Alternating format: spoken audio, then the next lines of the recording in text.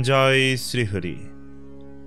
ভাগবত কথা প্রেমী সকল শ্রোতাবৃন্দকে সশ্রদ্ধ প্রণতি নিবেদন করে এবং শ্রবণমাত্র পরমমঙ্গল সাধনকারী গ্রন্থরাজ শ্রীমদ্ ভাগবতের বন্দনা করে শুরু করছি শ্রীমদ্ ভাগবতের ষষ্ঠ স্কন্দের দ্বাদশ অধ্যায় বৃত্তাসুরের মহিমান্বিত মৃত্যু।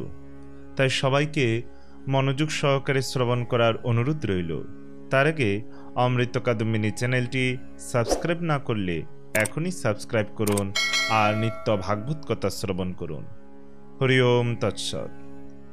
কৃষ্ণায় বাসুদেবায় হরে পরমাত্মনে প্রণত ক্লেশনাশায় গোবিন্দায় নমো নমঃ। নারায়ণং নমস্কৃত্য নরং চৈব নরোত্তমং দেবীং সরস্বতীং ব্যাসং ততো জয়মতধীরয়েৎ।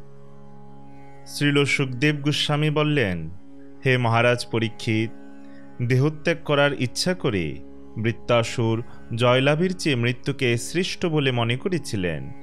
তখন তিনি তার ত্রিশূল গ্রহণ করে ব্রহ্মাণ্ড যখন জলমগ্ন হয়েছিল, তখন কৈটব দৈত্য বিষ্ণুর প্রতি যেভাবে ধাবিত হয়েছিল সেইভাবে দেবরাজ ইন্দ্রের প্রতি ধাবিত হয়েছিলেন। তখন অসুর শ্রেষ্ঠ মহাবীর বৃত্ত যুগান্তকালীন অগ্নিশিখার মতো তীক্ষ্ণাগ্র শূল ঘূর্ণন করে অতি বেগে ক্রোধের সঙ্গে ইন্দ্রের উপর নিক্ষেপপূর্বক গর্জন করে বলেছিলেন, হে পাপাত্মা, এখন আমি তোকে হত্যা করব। বৃত্তাসুরের ত্রিশূল আকাশমার্গে উল্কার মতো উড়ে আসছিল। যদিও সেই অস্ত্রটি এত ভয়ঙ্কর উজ্জ্বল ছিল যে তার দিকে তাকানো যাচ্ছিল না, তবু নির্ভীক চিত্তে ইন্দ্র তার বজ্রের দ্বারা সেই অস্ত্রটি খণ্ড খণ্ড করেন এবং সেই সঙ্গে বৃত্তাসুরের সর্পরাজ বাসুকীর শরীরের মতো বিশালাকৃতি একটি বাহু ছিন্ন করেন। যদিও তার একটি হস্ত দেহ থেকে ছিন্ন হয়েছিল, তবুও বৃত্তাসুর অপর হস্তে একটি লৌহগদা দিয়ে ইন্দ্রের কাছে গিয়ে তার চোয়ালে আঘাত করেছিলেন। তিনি ইন্দ্রের বাহন ঐরাবতকেও আঘাত করেছিলেন। তার ফলে ইন্দ্রের হাত থেকে বজ্র পড়ে গিয়েছিল। বৃত্তাসুরের সেই অদ্ভুত কার্য দর্শন করে সুর ও সুর চারণ ও সিদ্ধগণ সকলেই তার বিশেষ প্রশংসা করেছিলেন। কিন্তু ইন্দ্রের মহাবিপদ দর্শন করে দেবতাগণ হাহাকার করে বিলাপ করেছিলেন। শত্রুর সম্মুখে তার হাত থেকে বজ্র পতিত হওয়ায় ইন্দ্রের এক প্রকার পরাজয় হয়েছিল এবং তিনি সেই জন্য অত্যন্ত লজ্জিত হয়েছিলেন। তিনি তার অস্ত্র তুলে নিতে সাহস করেননি। বৃত্তাসুর কিন্তু তাকে উৎসাহ দিয়ে বলেছিলেন, বজ্র গ্রহণ করে তোমার শত্রুকে বিনাশ করো, এটি বিষাদের সময় নয়। বৃত্তাসুর বললেন, হে ইন্দ্র, আদি ভোক্তা পরমেশ্বর ভগবান ব্যতীত অন্য কারোরই বিজয় নিশ্চিত নয়। সেই ভগবান সৃষ্টি, স্থিতি এবং প্রলয়ের কারণ এবং তিনি সর্বজ্ঞ। পরতন্ত্র দেহধারী জীব যুদ্ধ করার ইচ্ছা করে কখনো বিজয়ী হয় এবং কখনো পরাজিত হয়। লোকপালগণসহ এই ব্রহ্মাণ্ডে সমস্ত লোকের সমস্ত জীবেরা সর্বত্রভাবে ভগবানের নিয়ন্ত্রণাধীন। জালবদ্ধ পাখির মতো তাদের কোনো স্বাধীনতা নেই। আমাদের ইন্দ্রিয়ের শক্তি, মনের শক্তি, দেহের শক্তি, প্রাণ, অমরত্ব এবং মৃত্যু সবই ভগবানের নিয়ন্ত্রণাধীন। সেই কথা না জেনে মূর্খেরা জড় দেহটিকেই তাদের কার্যকলাপের কারণ বলে মনে করে।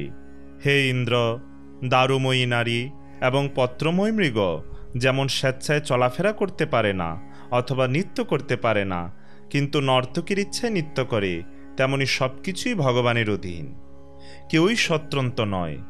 তিন পুরুষ, কারণোদুকসায়ী বিষ্ণু, গর্ভোদুকসায়ী বিষ্ণু ও ক্ষীরোদুকসায়ী বিষ্ণু এবং জরা প্রকৃতি, মহত্তত্ত্ব, অহংকার, পঞ্চমহাভূত, জড় ইন্দ্রিয়, মন, বুদ্ধি ও চেতনা ভগবানের কৃপা ব্যতীত জড়জগৎ সৃষ্টি করতে পারে না।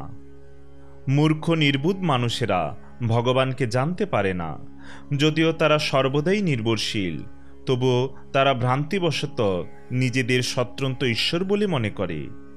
কেউ যদি মনে করে যে তার পূর্বকৃত কর্ম অনুসারে তার দেহটি পিতামাতার দ্বারা সৃষ্ট হয়েছে এবং সেই দেহটি অন্য কারো দ্বারা বিনষ্ট হবে, যেমন ব্যাঘ্র আদি পশু অন্য পশুকে গ্রাস করে, অর্থাৎ কেউ যদি পিতামাতাকে স্রষ্টা এবং ব্যাঘ্র আদি পশুদের হন্তা বলে মনে করে, তাহলে তার সেই ধারণা যথার্থ নয়।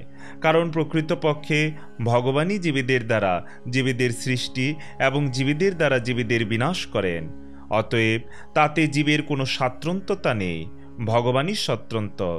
মৃত্যুর সময় যেমন অনিচ্ছা সত্ত্বেও আয়ু, শ্রী, যশ প্রবৃত্তি ত্যাগ করতে হয়, তেমনি বিজয়ের সময়েও ভগবান যখন কৃপা করে সেইগুলি প্রদান করেন, তখন কোনো রকম প্রচেষ্টা ছাড়াই সেইগুলি লাভ হয়। যেহেতু সব কিছুই ভগবানের পরমিচ্ছার নিয়ন্ত্রণাধীন, তাই অকীর্তি এবং যশে, জয় এবং পরাজয়ে, মৃত্যু এবং জীবনে অবিচলিত থাকা উচিত। সেইগুলির কার্য, সুখ এবং দুঃখ প্রবৃত্তি সকল অবস্থাতেই সমভাবে অবস্থান করা উচিত।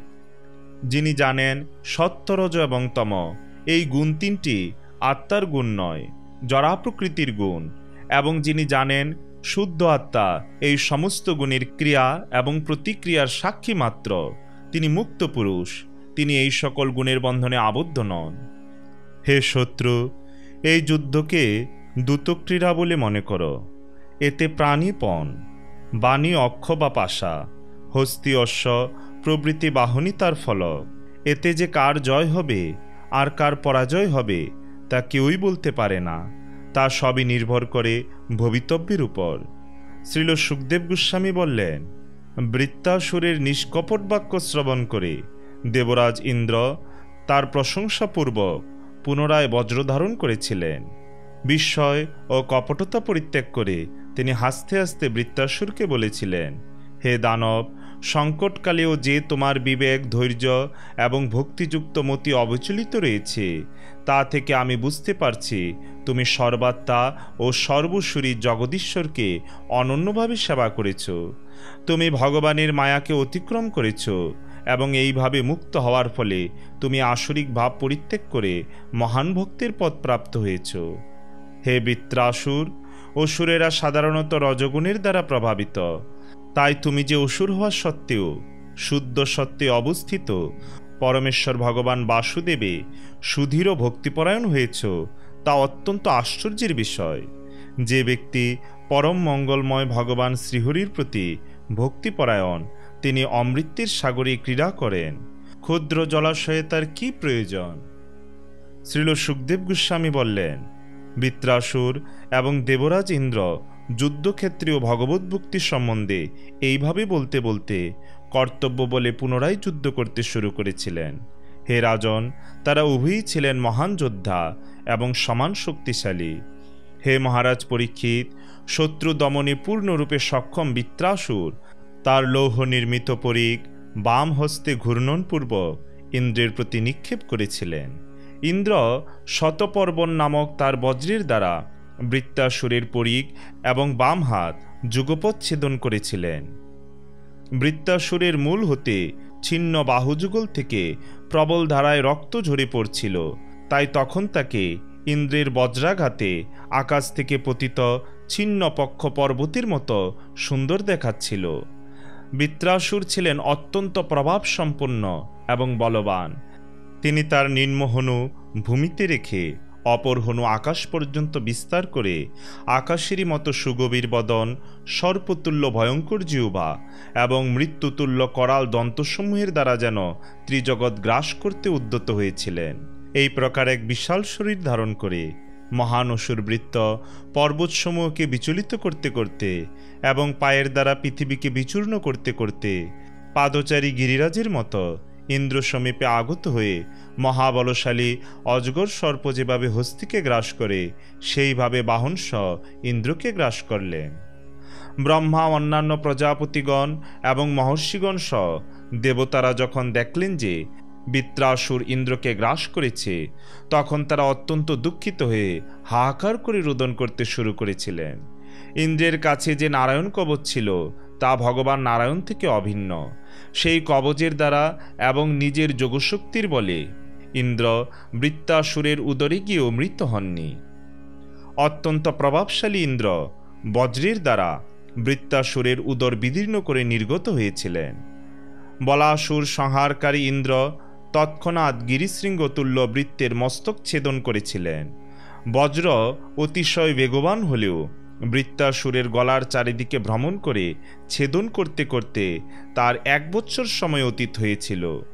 অর্থাৎ সূর্য, চন্দ্র এবং অন্যান্য জ্যোতিষ্কের উত্তর ও দক্ষিণায়নে 360 দিন অতীত হলে বৃত্ত হত্যার যোগ্য সময় উপস্থিত হয়। তখন বজ্রের দ্বারা বৃত্তাসুরের মস্তক ভূমিতে নিপতিত হয়। বৃত্তাসুর নিহত হলে স্বর্গে দুন্দুবি বেজে উঠেছিল।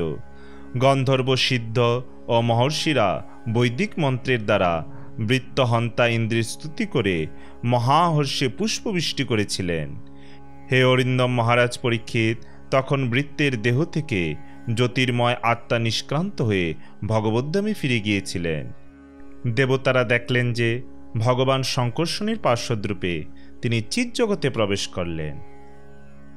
ওম তৎসৎ ইতি শ্রীমন্মহর্ষি ব্যাসদেব প্রণীত পারমহংসী সংহিতা শ্রীমদ্ ভাগবত মহাপুরাণের 6ষ্ঠ স্কন্দের 12 অধ্যায় সমাপ্ত।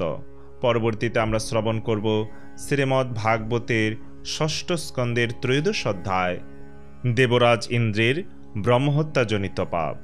তাই সবাইকে পরবর্তী ভিডিও দেখার আমন্ত্রণ রইল। জয় জয় গ্রন্থরাজ শ্রী শ্রীমদ্ ভাগবত মহাপুরাণের জয়। জয় জয় ভাগবত কথা শ্রবণকারী ভক্তবৃন্দের জয়। জয় শ্রীকৃষ্ণ চৈতন্য প্রভু নিত্যানন্দ শ্রী অদ্বৈত গদাধর শ্রীবাস আদি শ্রী গৌর ভক্তবৃন্দ। হরে কৃষ্ণ কৃষ্ণ কৃষ্ণ হরে হরে, হরে রাম রাম রাম হরে হরে। জয় শ্রী হরি।